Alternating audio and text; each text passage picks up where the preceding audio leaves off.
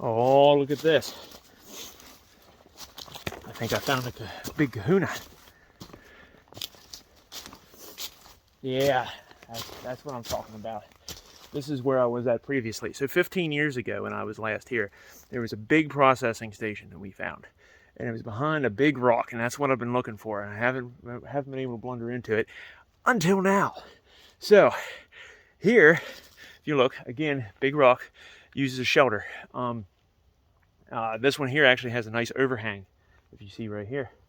And right here, piles of chippings everywhere. And that is what we're talking about. But this is a really, really popular site. And whoever, I guess, documented this, maybe Kurt Carr's group or whatever, they even marked it for us. Let me show you. So here is the big kahuna. So as you can see, there's a marking right there on the rock. Now that's modern. Somebody put that here to mark where the chippings are. But if you look, this whole area, now I bet you this entire pile right here is chippings, because here's some chippings. I bet you there's chippings all over here. There's right there, pulled up by, looks like an old tree that unrooted. Chippings everywhere. The little pieces everywhere. And I bet you this is a huge pile right here. It's just you can't see it because of all the leaf litter that it collected over the years. But here, in this outcropping, which we're going to crawl under, here's your Indian chippings. Everywhere. And as you can see, these are definitely not natural. You don't just have weather wearing these down. This is man-made. Hundreds of years ago, maybe even thousands of years ago. 11,000 years worth of chippings might be sitting right under us right now. This is why I enjoyed doing the paper for this. This is why I enjoyed doing the research. And this is why I came out here to show you what's going on with the Indians and their Snaggy Ridge Rhyolite Quarry. It just absolutely boggles the mind how many thousands of years these Indians did this. It is absolutely amazing. But you have this rock outcropping, it gets you out of the rain, it gets you out of the weather, and you just sit here and you can chip away and work your mining process here. This is amazing. Very cool.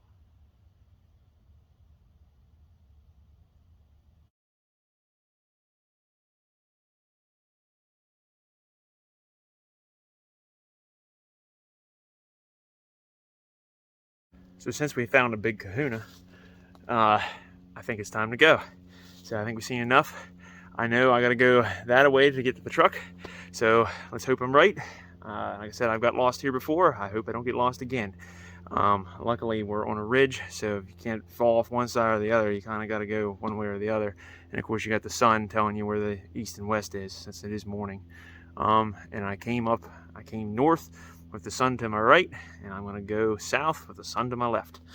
So we're going to walk on out here. Oh man, look at this.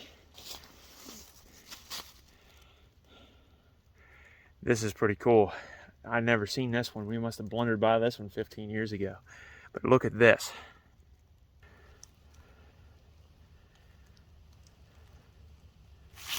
Here we go. This is a perfectly good example. There's a rock outcrop.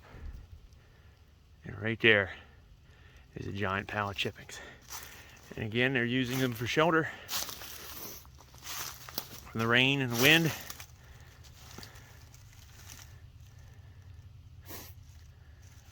And there is the chippings. The natives probably sat on these rocks and just sat there and chipped away. That's amazing. Oh yeah, here's some more. Now I'll show you what I'm looking at as I'm walking over here. That is another perfectly good example of an outcropping. And chippings everywhere. Again, shelter outcropping, chippings. Let's go over to it.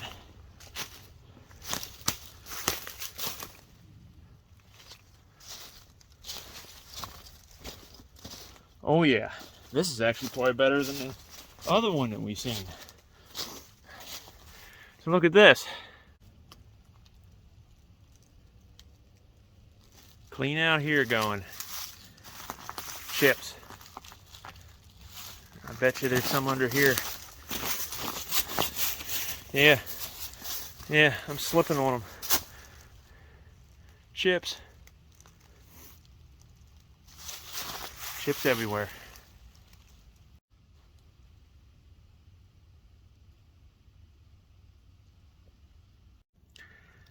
It's just amazing how long all this stuff has been here.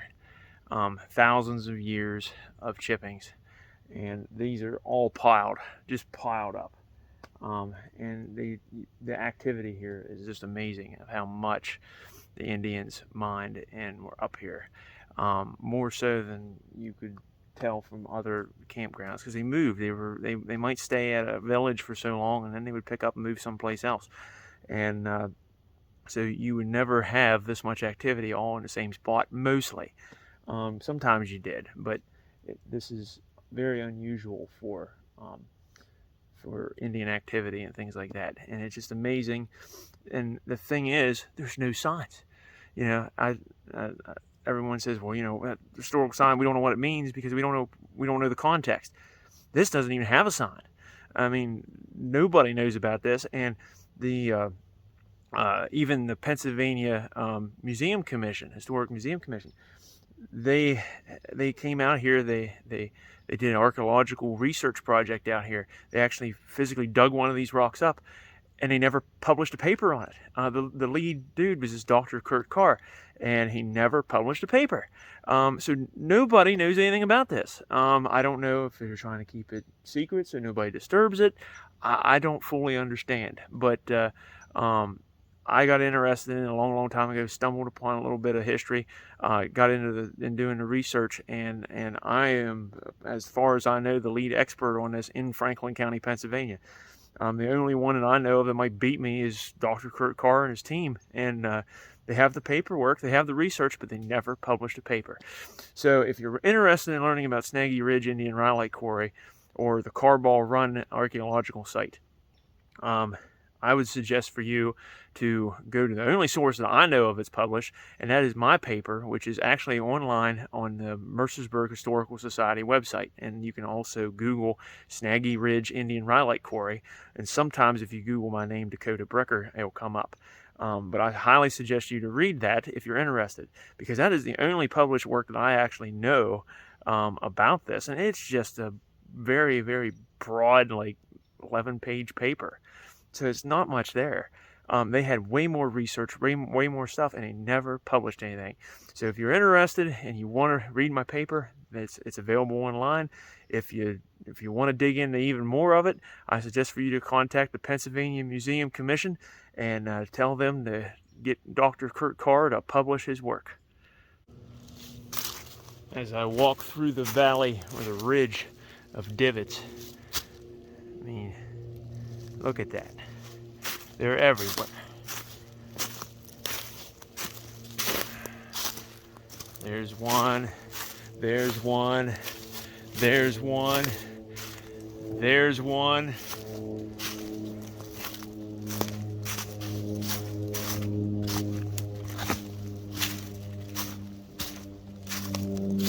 And the point of this channel is to show you various types of histories, but I want to focus on the obscure. And like I said, this is obscure.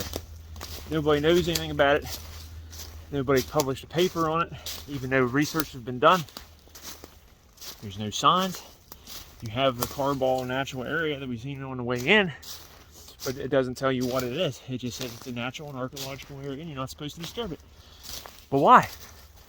I mean, if a hunter comes back here, he has no idea what's back here and how sacred this place was and how important it was to Native American society. It boggles the mind that such history could be lost. And this is how it is lost, by people not recording it. People don't record history, then history is not preserved for the next generation. Now, luckily, it is recorded, but it is hidden. So, if nothing is published on this, besides my paper, and of course this video, if it makes it to the web,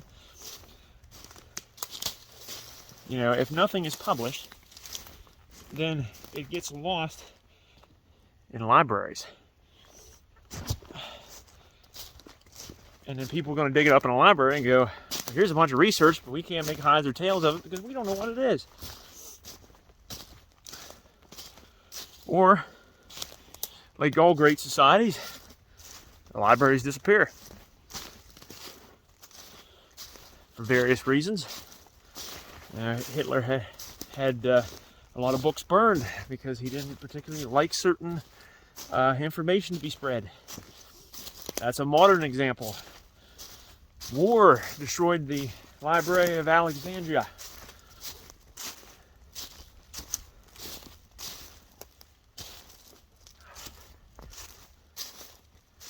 It's heartbreaking to know that history that we know today may be lost 300-400 years from now. Will no longer be there. And nobody will know what it is. So I'm hoping that these videos that I'm posting, especially this one, are news and interest. That is my goal. And who knows? Maybe in 200 years somebody will dig this recording up somewhere. And they'll come out here and walk and see an 11,000-year-old Indian Rhyolite mine.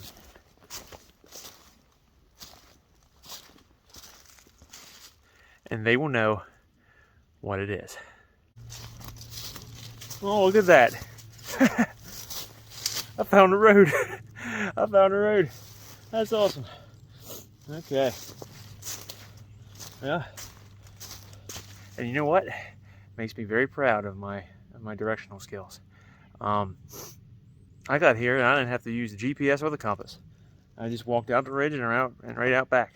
So, again, that's not much to brag about because there's a lot of people I know that can do that. But I know people who can't. I don't know who put this road in. I'm assuming that it might have been put in when they did the archaeological study back here. So they can get equipment, bulldozers, things like that. Because something tells me that the archaeologists did not dig out one of them boulders that weighed probably around a ton out of the ground with elk shoulder bone hose. So I imagine they probably had some pretty heavy equipment coming back through here. The road is definitely not maintained. You cannot drive back through here very easy. At least now. But back then, maybe.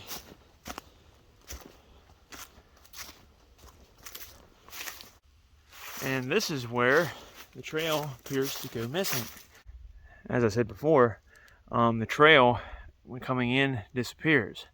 Well, it does reappear because obviously there's one right there behind me.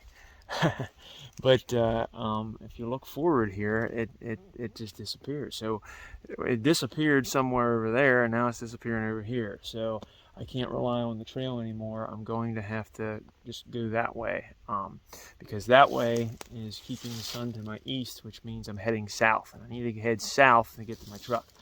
So I might walk a little bit this way just to see where this trail goes, and then cut to the right, hoping that I can meet up with the trail where it doesn't get messed up.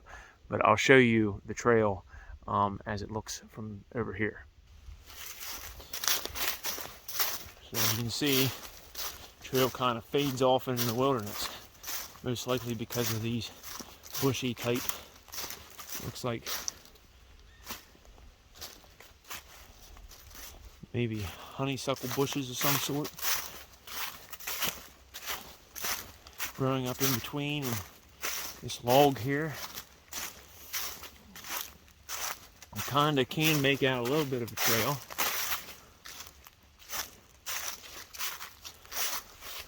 I think it might go down that way a ways, I don't know, but we're going to cut that way, south.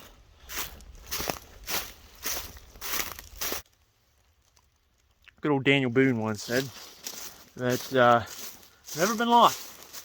Never been lost. I've been bewildered for a few months, but I've never been lost. So, though I'm pretty good with directions, I still have the sun to my left.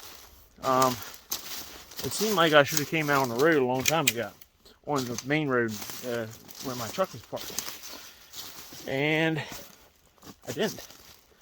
And it seems like I cannot find the little trail, or the road that they cut through the woods here.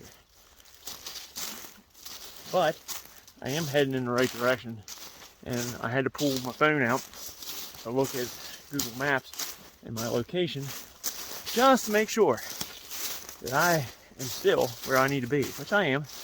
And I should be coming up on the road very shortly, but I don't know if I'm going to come out on the trail, which is disappointing because I was hoping I would. Because that's an easy way to find the trail, find the road.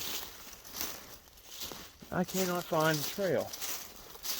It's got lost in the obscurity. And there's gunshots.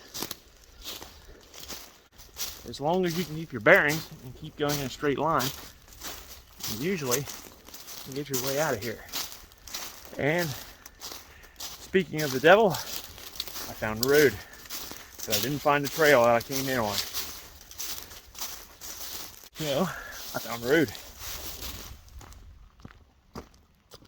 As you can see. Now, when it comes to survival things, when you hit a road, the problem is you don't know which way to go. Now, I don't know which way to go. I believe this is the way. We will soon find out. I see a vehicle up here. It's not mine, so it's a good chance that there's a parking lot. Oh, and now I see red, so that means it's my truck.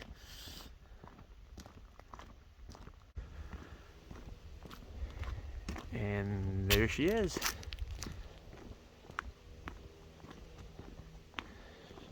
Back to the truck.